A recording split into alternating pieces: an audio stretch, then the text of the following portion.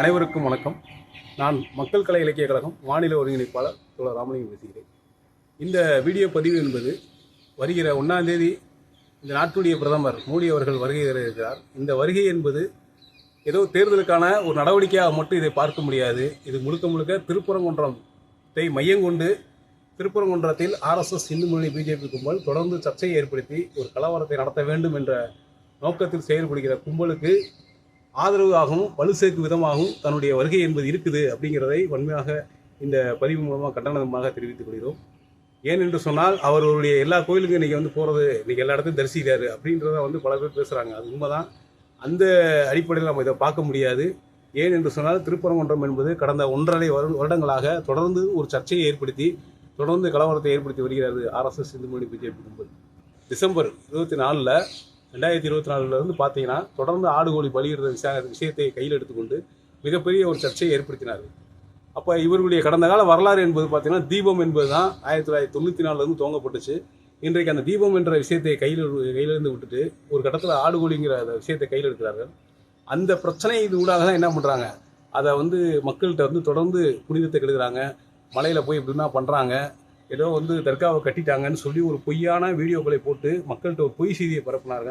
இதெல்லாம் முறியடிக்கப்பட்டு இவர்களுடைய நோக்கத்தை அம்பலப்படுத்தும் விதமாக இங்கே கூட்டமைப்பும் சரி, மக்கள் கலை இலக்கிய கழகம், மக்கள் அதிகார கழகம் தொடர்ந்து செயல்பட்டு அவருடைய ஒவ்வொரு நடவடிக்கையிலையும் சட்ட வழிகளிலும் சரி, போராட்ட வழிகளிலையும் அவர்களை அம்பலப்படுத்தி முறியடித்தோம்.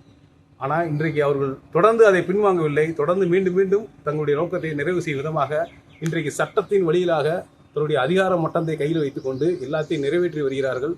அப்படிதான் இன்றைக்கு ஆடு கோழி என்பது பலியிடுவது தடுத்து நிறுத்தப்பட்டது.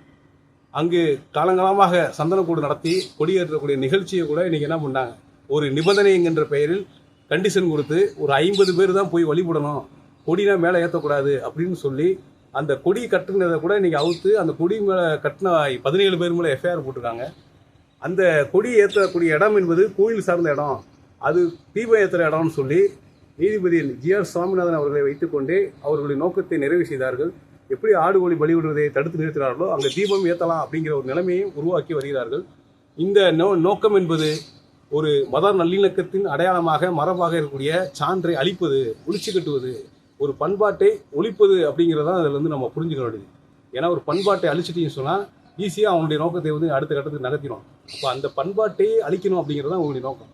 அப்போ தென் மாவட்டங்களில் குறிப்பாக இன்றைக்கு ஆதிக்க சாதி சங்கங்கள் வழியாக ஊடுருவி எப்படி தாழ்த்தப்பட்ட மக்கள் மீது ஒரு ஆணவ படுகொலை நடத்துகிறார்களோ அந்த வழியில் தான் இன்றைக்கு சிறுபான்மை மக்களுடைய வழிபாட்டு முறை என்று சொல்லி நம்முடைய நாட்டார் தெய்வ குலதெய்வ வழிபாட்டு முறையான ஆடுகோழி பலியிடுற முறையை தடுத்து நிறுத்தியிருக்காங்க. அந்த தீபம் ஏற்றக்கூடிய விஷயம் கூட அதான்.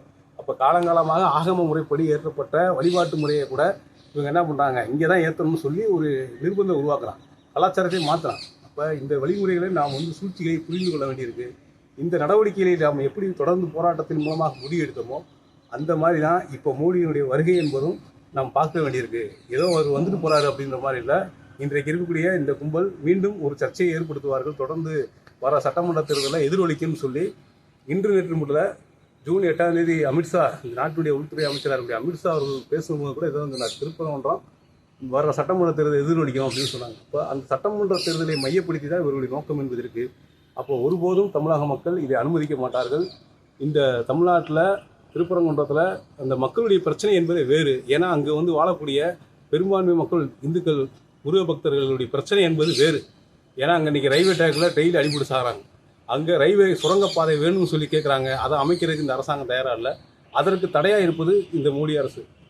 அங்கே ஒரு சுரங்கப்பாதை அமைக்க மாட்டேங்கிறாங்க. இப்போ டெய்லி நூற்றுக்கணக்கான மக்கள் செத்துக்கிட்டு இருக்காங்க. அப்போ அங்கே அதே நேரத்தில் அந்த பகுதியில் இருக்கக்கூடிய விவசாயம் இன்றைக்கு அழிக்கப்பட்டு இருக்கு.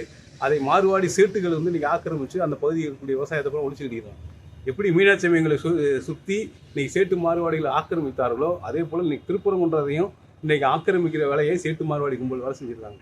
அப்போ அதானி அம்பானிகளுக்கு இந்த நாட்டில் எப்படி சேவை செய்கிறாங்களோ அது மாதிரி இந்த தொகுதி தென் மாவட்டங்களில் சேட்டு மாறுவாடிகளுக்கான வாழ்வாதாரத்தை உருவாக்குறது, அவங்களுடைய நலனை பாதுகாக்கிறது அப்படிங்கிற ஒரு இலக்குடையும் பண்பாட்டை அழிக்கும் விதமாக இவருடைய நடவடிக்கை இருக்குது. அப்போ அந்த கண்ணோட்டத்தில் தான் இதை நம்ம பார்க்க வேண்டியிருக்கு. அந்த அடிப்படையில் தான் இன்றைக்கு மதுரை மதநல்லிக கூட்டமைப்பும் அதை கண்டித்து இன்றைக்கு மதுரை மாவட்ட ஆட்சியரிடம் ஒரு மனு கொடுத்திருக்கிறார்கள். அதன் ஊடாக நாம் மீண்டும் தமிழ்நாட்டு மக்களும் சரி, மதுரை மக்களும் தென் மாவட்ட மக்களும் கண்டிக்க வேணும். இவருடைய நோக்கத்தை நாம் முறியடிக்க வேண்டும். நம்முடைய பண்பாடு கலாச்சாரம் என்பது ஒரு நீண்ட நெடியது. 2000 ஆண்டுகளுக்கு முன்னாடியே கீழடியிலிருந்து நம்முடைய முன்னோர்கள் சாதி மதம் கடந்து வாழ்ந்திருக்கிறார்கள், ஒரு முன்மாதிரியை ஏற்படுத்தியிருக்கிறார்கள். அப்படிப்பட்ட பண்பாட்டு வழிபாட்டு முறையை கொண்ட நமது கலாச்சாரத்தை, பண்பாட்டை, நமது மண்டலத்தை ஒரு பண்பாட்டு மண்டலமாக அறிவிக்க வேண்டும். அதுதான் இன்றைக்கு மக்களுடைய கோரிக்கையாக இருக்குது. அந்த பண்பாட்டு மண்டலமாக அறிவிப்பதற்கான தொடர் போராட்டத்தை முன்னெடுப்போம். அந்த மாதிரியான போராட்டங்களை கட்டியமைப்போம். நன்றி, வணக்கம்.